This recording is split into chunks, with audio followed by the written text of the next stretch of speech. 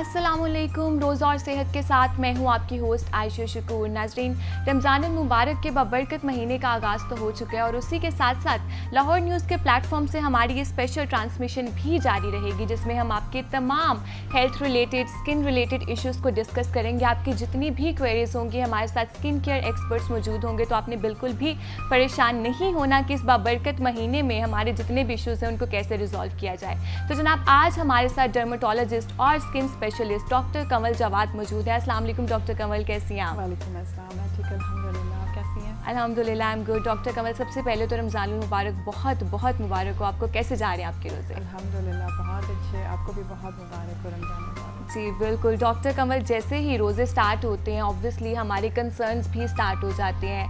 पानी हम उस तरह से पी नहीं रहे होते, वाटर इनटेक नहीं होती, न्यूट्रिएंट्स डेफिशिएंसी बहुत ज़्यादा हो जाती है, जिसकी वजह से स्किन के इश्यूज़ भी बहुत ज़्यादा हो जाते हैं। तो उनको किस तरह से रिजॉल्व किया जाए? देखिए आयशा, रमज़ानुल मुबारक एक बहुत बाबरकत महीना है और लोगों को ऐसा लगता है कि अगर हम भूखे रहेंगे तो हमारे बहुत सारे लॉसेस हो जाएंगे। ऐसा नहीं होता। रमज़ानुल मुबारक के बहुत सारे ऐसे बेनिफिट्स हैं जिनसे हम एक्चुअली वाकिफ़ भी नहीं हैं। जहाँ रमज़ान का आगाज़ होता है तो हमें ऐसा लगता है कि क्योंकि हम पानी कम पी रहे हैं तो एक्ने का ब्रेकआउट हो जाएगा, पानी कम पी रहे हैं तो स्किन की ड्राइनेस का इशू हो जाएगा, पानी कम पी रहे हैं तो उसकी वजह से हमारी स्किन का ग्लो, नेचुरल जो एक अच्छा लुक होता है वो ख़त्म हो जाएगा।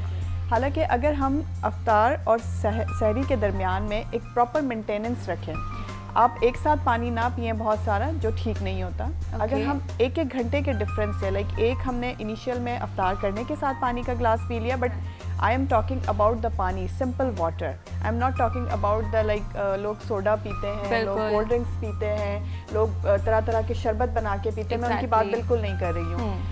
आप कोकोनट वाटर पी सकते हैं, this is very that is very beneficial for your skin, for your health. अगर आप एम्प्टी स्टमक के बाद अपना अफ्तार जो है वो कोकोनट वाटर से करें तो भी बहुत बेनिफिशियल रहता है। अगर आप सादे पानी से करें तो वो तो सबसे ज़्यादा फ़ायदेमंद है। आप एवरी आवरली यानी कि एक एक घंटे के डिफरेंस से अगर अफ्तार और सहरी के दरमियान में पानी एक एक गिलास पी लेंगे तो 8 से 10 गिलास पानी आप पी सकते हैं ईजीली। ठीक है। उसके अलावा जो एक इंटरमिटेंट फास्टिंग होती है वो हमारी स्किन के लिए बड़ी बेनिफिशियल होती है। एग्जैक्टली। बिकॉज उसमें एक प्रोसेस होता है जिसे में ऑटोफेजी हमारी ज़बान में मेडिकल टर्म में कहा जाता है। उसमें प्रोसेस ये होता है कि आपके जो बॉडी के डेड सेल्स हैं, ठीक है, जो डेड मटेरियल हैं, जो डेड पार्टिकल्स हैं, वो इस इंटरमिटेंट फास्टिंग के दौरान जब कुछ ग़िज़ा नहीं मिल रही है, कुछ नहीं हो रहा है, तो वो खुद ब खुद स्टार्ट हो जाती है ऑटोफेजी, और वो आपकी बॉडी से सबसे पहले डेड पार्टिकल्स को निकालना शुरू कर देती है। सो इस इंटरमिटेंट फास्टिंग को अगर आप चाहें इस एक महीने की बरकतें समेटने के साथ साथ आप ना सिर्फ अपनी हेल्थ बल्कि अपनी स्किन के लिए भी बहुत बेनिफिशियल बना सकते हैं। बिल्कुल। तो आपने अभी बताया इंटरमिटेंट फास्टिंग की बात अभी की है। हम मोस्टली देखते हैं कि इफ्तार के बाद बहुत ज़्यादा ऑयली चीज़ें लोग ले लेते हैं, उसी के साथ साथ अभी फिज़ी ड्रिंक्स की बात की है, उनकी इंटेक भी बहुत ज़्यादा हो जाती है। तो वो कितना ज़्यादा नुकसानदेह हो सकता है आपकी सेहत के लिए? देखिए, वो बहुत ज़्यादा नुकसानदेह है बिकॉज सारा दिन आपका स्टमक एम्प्टी रहता है। जब एम्प्टी स्टमक होता है तो उसमें एसिड प्रोडक्शन थोड़ा ज़्यादा हो जाती है। सो उसके साथ ही अगर आप कोल्ड ड्रिंक्स के साथ या वो जो हम बनाते हैं दूसरा लेमन वाटर होता है, रूह अफ़ज़ा बना लिया, मैं पर्टिकुलर नहीं कह रही, बट कोई भी बहुत ज़्यादा शुगरी, मीठा बहुत ज़्यादा हो या कोई भी ऐसी चीज़ जिसमें ऑलरेडी एसिड मौजूद हो, वो जाके जब हमारे स्टमक के एसिड के साथ मिलता है तो वो हमारे स्टमक को ख़राब करता है। आप देखिए रमज़ान में गैस्ट्राइटिस का इशू या फिर हम रिफ्लेक्स कहते हैं, यानी कि ऐसा फील होता है हर वक्त आपको नौजिया है, आपके स्टमक में पेन हो रहा है, ये बहुत ज़्यादा कॉमन होती है। उसका रीज़न सिर्फ इतना है कि हमने ऑयली फूड्स खाने हैं, बहुत सारे पकोड़े, समोसे और रोल्स, और इनके बगैर तो हमारी अफ्तारी मुकम्मल नहीं होती। तो मैं मना नहीं करती, पॉसिबल नहीं है। साल में एक मंथ ऐसा होता है, बहुत सारे लोग बाकायदा इंतज़ार करते हैं कि हमें रमज़ान में ही ऐसा कुछ खाना है। मैं मना नहीं कर रही कि आप बिल्कुल उसको ना खाएं, लेकिन एतदाल के साथ खाएं। रमज़ान रोज़ा हमें सब्र सिखाता है। रोज़ा हमें ये नहीं सिखाता कि हम एक के बाद एक खुराक को, एक ग़िज़ा को अपने अंदर लिए जाएं। आप एक हल्की, जो हमारी सुन्नत भी है, आप एक खजूर के साथ और पानी के गिलास के साथ अपना अफ्तार करें। बिल्कुल। उसके बाद आप अपनी नमाज पढ़ें। नमाज पढ़ने के बाद आप हल्का फुल्का कुछ भी खा सकते हैं। मील आप तब ले सकते हैं। लाइक आप एक पकोड़ा, आधा samosa, like half roll, that is okay. But आपने खाना ही कॉन्टिन्यूसली एम्प्टी स्टमक ही आपने स्टार्ट कर देना है। ऑयली फूड, आपका अफ्तार ही पहला पकोड़े से होता है। देन आपने कोल्ड ड्रिंक उठा के पी लेनी है, या कोई भी शुगरी कोई भी आप शरबत बना के पी लेते हैं, बिकॉज नहीं सब्र होता ना। लाइक हम भी शायद जब तक नहीं पता था हम खुद भी यही करते थे। एग्जैक्टली यही होता है। खजूर ली, साथ ही आप लोगों ने पकोड़े खाने शुरू कर दिए, समोसे स्टार्ट कर दिए। वैसे डॉक्टर कमल, लेमनेड भी इफेक्टिव नहीं है, क्योंकि हम मोस्टली देखते हैं कि कहा जाता है इफ्तार में लेमनेड ले लें, it's good for your health. लेकिन lemonade is good for those patients जिनको स्टमक का इशू नहीं है। लाइक मोस्टली हर सेकंड पेशेंट को, हर सेकंड पर्सन को हमारी सोसाइटी में गैस्ट्राइटिस का इशू रहता ही रहता है। उसका कोई भी कॉज हो जाए, आप लेमनेड ले सकते हैं। अगर आपको एसिडिटी नहीं है, अगर आपको गैस्ट्रिक कोई इशू नहीं है, तो आप एम्प्टी स्टमक उसे ले सकते हैं। लाइक वो समहाउ फैट को डिसॉल्व करने के लिए बड़ा बेनिफिशियल है। हम जो हमारी डाइट की प्लान्स होते हैं उसमें हम काफ़ी पेशेंट्स को बताते हैं कि आप एम्प्टी स्टमक उठ के एक गिलास पानी और उसमें आधा लीमू निचोड़ के लें, वो आपके फैट को डिसॉल्व करने में बड़ा बेनिफिशियल है। मॉर्निंग में मोस्टली कहा जाता है कि so it's the same thing. Like हम 12 और 13 आवर्स की फास्टिंग के बाद अगर हम एम्प्टी स्टमक लेमनेड लेते हैं तो वो बेनिफिशियल होता है। बट अगेन एंड अगेन उन पेशेंट्स के लिए या उन लोगों के लिए जो कि गैस्ट्राइटिस नहीं होता, जिन्हें मैदे का प्रॉब्लम नहीं है, जिन्हें एसिडिटी नहीं होती, वो लोग ले सकते हैं। ठीक हो गया। और उसी के साथ साथ हम स्किन रिलेटेड इश्यूज की बात कर रहे थे। एक्नी बहुत ज़्यादा गर्ल्स को हो जाती है, ड्राइनेस बहुत हो जाती है, डेंड्रफ भी बहुत ज़्यादा हो जाती है, वो वाटर इंटेक कम होने की वजह से ये सारी रीजंस होती हैं। बिल्कुल ऐसे ही है। मेरा हर शो में हर पेशेंट को अपने गाइडेंस में फोकस होता है एक चीज़ पे कि हाइड्रेट एंड अगेन हाइड्रेट। जो मेन थीम है ना, आपने जितनी भी चीज़ों का नाम लिया है, लाइक ड्राइनेस का, एक्नी का, डैंड्रफ का, इन सब के पीछे बेसिक कॉज क्या है? डिहाइड्रेशन। पानी का ना होना हमारी स्किन में डिहाइड्रेशन करवा देता है। डिहाइड्रेशन का जो हमारी स्किन पे असर पड़ता है वो क्या क्या होता है? सबसे पहले तो हमारे जितने भी पोर्स हैं, लेकिन जितनी भी हमारी बॉडी है, स्पेशल अगर हम फेस की बात करें, एक्नी हमारे चेस्ट पे, बैक पे, शोल्डर्स पे हर जगह निकल सकती है। बट अगर स्पेशली फोकस करें फेस पर, तो जो पोर्स होते हैं उनमें से ऑयल सीक्रेशन स्टार्ट हो जाती है ड्राइनेस की वजह से।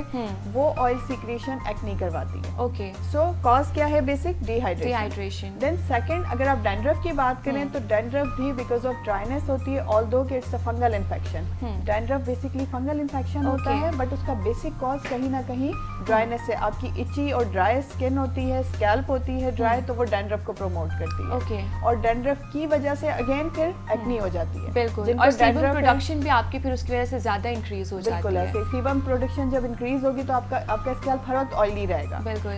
बहुत सारे पेशेंट्स ऐसे आते हैं हमारे पास कंप्लेन करते हैं कि लाइक अगर हम डेली भी शावर लेना, तो सुबह में हमने शावर लिया, रात तक हमारी स्कैल्प जो है वो ऑयली हो जाती है। अगले दिन हमें फिर शावर के लिए शैम्पू यूज करना पड़ता है। सो वो पेशेंट्स या वो लोग जो कि डैंड्रफ जिनको प्रॉब्लम है, जिनकी स्कैल्प ऑयली हो जाती है बार बार, उन्हें डेली शावर तो लेना है, बट शैम्पू भी यूज करना है। क्योंकि ये एक मिथ है कि डेली जो लोग शैम्पू यूज करते हैं उनके बाल खराब हो जाते हैं। एग्जैक्टली, मैं इसी तरफ आना चाह रही थी कि नॉर्मली हमने यही सुना है कि डेली शावर नहीं लेना, डेली आप शैम्पू यूज करेंगे वो भी आपके बालों के लिए इफेक्टिव नहीं है। अच्छा, ये एक मिथ है सिर्फ। क्योंकि शैम्पू अगर आप डेली यूज नहीं करेंगे तो आपका वो जो पोर्स जो क्लॉग हो रहे हैं, जो बंद हो रहे हैं, वो मजीद बंद होंगे।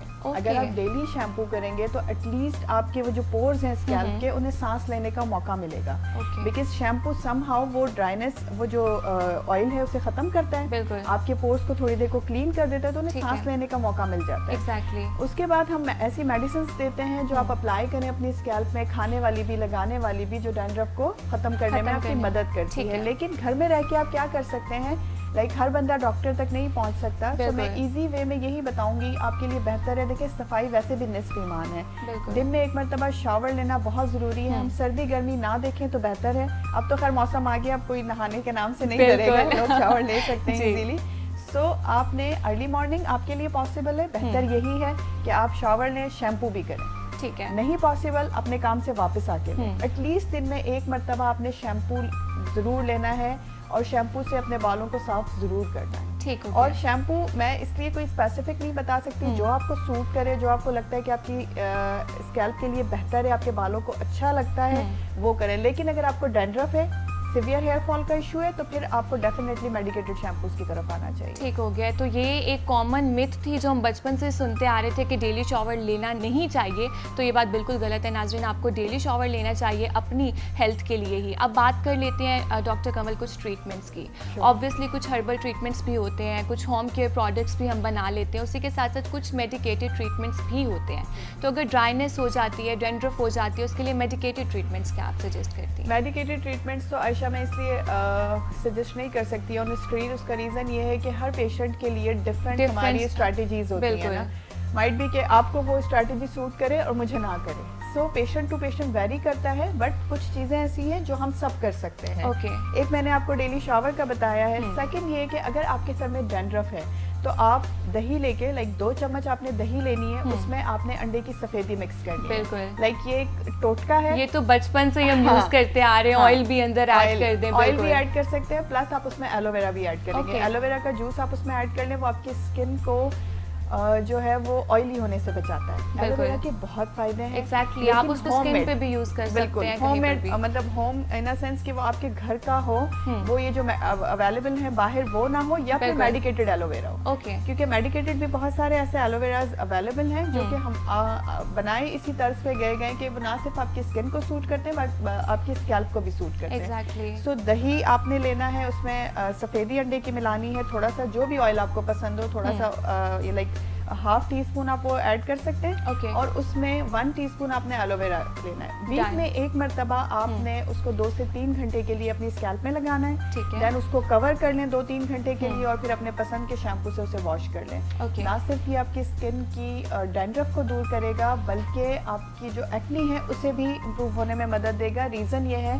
कि डैंड्रफ जब फेस पे झड़ती है तो वो एक्नी करवाती है। एग्जैक्टली। और वही डिफरेंट रीजंस होते हैं। आपके फोरहेड पे एक्नी के डिफरेंट कॉजेज होते हैं, चिन पर हम देखते हैं कि डिफरेंट कॉजेज होते हैं। तो अगर फोरहेड पे होते हैं तो आपकी डैंड्रफ की वजह से होते हैं। That's the point. लाइक ये एक डायग्नोस्टिक साइन होता है कि जो पेशेंट हमारे पास सिर्फ आता है कि सिर्फ फोरहेड पे एक्नी है, बाकी फेस उसका क्लियर है। सो फर्स्ट क्वेश्चन जो हमारे जहन में आता है, जो हम पेशेंट से पूछते हैं, वो ये होता है कि आपको डैंड्रफ तो नहीं है। एग्जैक्टली जी। यहाँ पर टाइम बहुत कम है doctor Kamal, we have a lot to talk about. Thank you so much for coming on the show. इसी के साथ साथ नाज़रीन, रोज़ा और सेहत से मुझे दीजिए इजाज़त। अल्लाह हाफिज़।